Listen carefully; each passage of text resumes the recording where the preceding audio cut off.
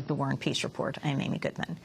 Anti-war activists are gearing up for protests outside FBI offices in cities across the country today and tomorrow after the FBI raided 8 homes and offices of anti-war activists in Chicago and Minneapolis Friday.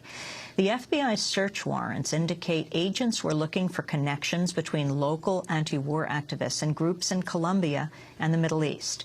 8 people were issued subpoenas to appear before a federal grand jury in Chicago. Most of the people whose homes were searched or who were issued subpoenas had helped organize or attend protests at the Republican National Convention in St. Paul, Minnesota 2 years ago. The federal law cited in the search warrants prohibits, quote, providing material support or resources to designated foreign terrorist organizations. In June, the Supreme Court rejected a free speech challenge to the material support law from humanitarian aid groups that said some of its provisions put them at risk of being prosecuted for talking to terrorist organizations about nonviolent activities. Some of the groups listed by name in the warrants are Hezbollah, the Popular Front for the Liberation of Palestine, and the Revolutionary Armed Forces of Colombia, or FARC. The warrants also authorized agents to seize items such as electronics, photographs, videos, address books, and letters. Friday's raids come on the heels of a Justice Department probe that found the FBI improperly monitored activist groups and individuals from 2001 to 2006. For more, I'm joined now by 3 guests. Joining us from Minneapolis, longtime anti-war activist Jess Sundin, whose home was raided by the FBI early Friday morning. She's a member of the Anti-War Committee, whose offices were also raided. Joining us via Democracy Now! Video stream from Chicago is Joe Osbaker, whose home was one of 2 raided in Chicago Friday. He's an employee of the University of Illinois in Chicago and a steward for SEIU Local 73. He helped coordinate buses from Chicago to the protests at the Republican National Convention in 2008. Also in Minneapolis, we're joined by former FBI special agent and whistleblower Colleen Rowley. Time named her Woman of the Year, Person of the Year in 2002. We welcome you all to Democracy Now! Let's begin in Minneapolis with Jess Sundin. Tell us what happened. Friday morning, I woke to a bang at the door, and by the time I was downstairs, there were 6 or 7 federal agents already in my home, where my partner and my 6-year-old daughter had already been awake.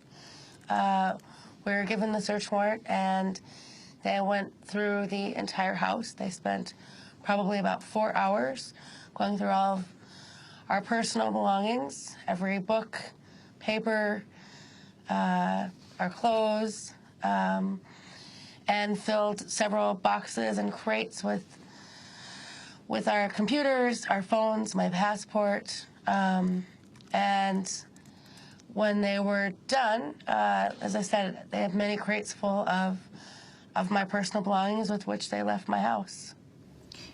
Were you the only one there that morning? No, my partner and my first-grade daughter were also there. And what exactly did they show you to get in? Well, we have a porch where you can't see exactly who's outside, and so they'd already let themselves into the porch by the time my wife opened the door. And when they came in, they showed us this 4-page document that listed, as I said, all the kinds of things that they were entitled to search for in my home, as well as a subpoena to appear before a grand jury. My name was listed on the search warrant, but both myself and my partner received subpoenas for the grand jury in Chicago. Let's go to Chicago, to Joe Osbaker. Describe what happened to you on Friday morning. Well, it's the exact same story. It was a nationally coordinated assault on all of these homes. 7 a.m., the pound on the door. I was getting ready for work, came down the stairs, and there were, I think, in the area of 10 agents. They identified themselves as FBI, showed me the search warrant, and I turned to my wife and said, Stephanie, it's the thought police. And they came in? They came in and they proceeded to set up their operation in our living room, and they proceeded to photograph every room in our house. And over the next, I don't know, 30 or 45 minutes, they proceeded to label every room and then systematically go through every room, our basement, our attic, our children's rooms, and poured through not just all of our papers, but our music collection, our children's artwork, my son's poetry journals from high school, everything. And were they explaining to you what they were doing as they were raiding your house? There were some of the officers were telling us what they were doing. Most of them were not, but they gave us some explanation. What exactly did they say to you? Well, they all they said in terms of the content of what they were looking for is that they showed us the search warrant, and my wife and I were both subpoenaed as well. What organizations are you involved with, Joe? What do you think they're looking for? Well, I'm as you said at the start, I'm a trade unionist primarily. That's how most people know me. I'm also the staff advisor at UIC for the Students for a Democratic Society chapter. That's University of Illinois, Chicago. Correct.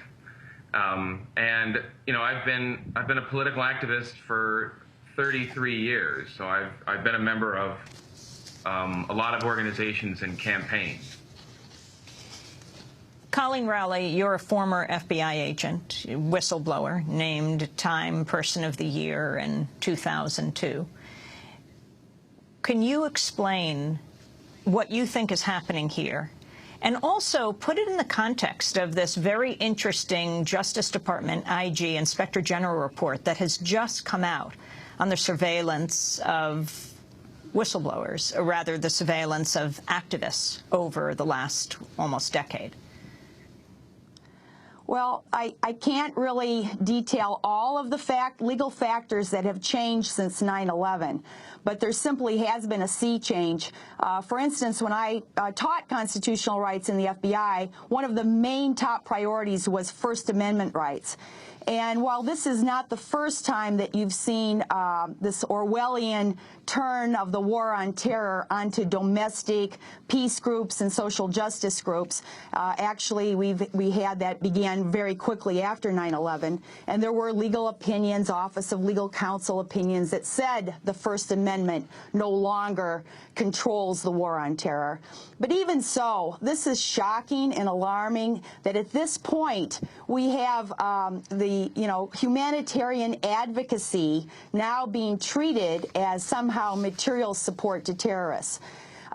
We've also just seen, ironically, 4 days before this national raid, we saw the Department of Justice Inspector General issue a report that, soundly criticized the FBI for 4 years of targeting domestic groups such as Greenpeace, the Thomas Merton Center in Pittsburgh, different anti-war rallies, even involving finding that the FBI director had given a falsehood to Congress as to the justification for the FBI to monitor a peace group. What about what's happened in Iowa, Colleen Rowley?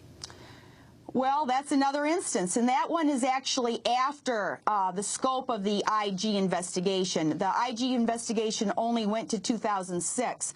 There have been requests for that IG to go further. Obviously, there's been 4 more years. And in 2008, we found out through a Freedom of Information request that there's 300 pages of, I think it was 4 or 5, 6 agents trailing a group of students in Iowa City to parks, libraries, libraries, bars, restaurants. They even went through their trash. So this is another reason why